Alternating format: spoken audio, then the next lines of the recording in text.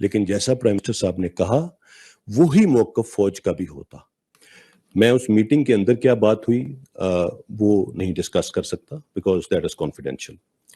ISI میں for example اگر یہ سائفر آیا تھا جس ٹائم پہ بھی 7 کو 8 کو, تو انہوں نے اپنی تحقیقات اپنا سب کچھ اسی وقت شروع کر دیا تھا. جس طرح اس اعلامیے میں لکھا ہوا ہے کہ ان ڈپلومیٹک لینگویج یوز کی گئی ہے, اس اعلامیے میں لکھا ہوا ہے کہ جو بات چیت کی گئی ہے وہ انٹرفیرنس کے مترادف ہے.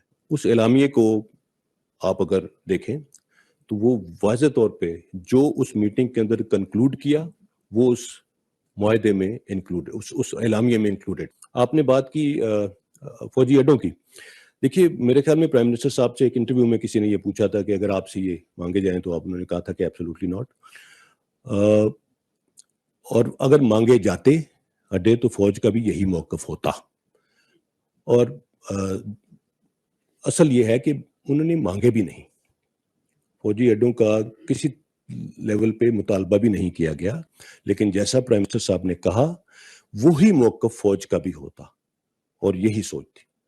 I hope it answers your question.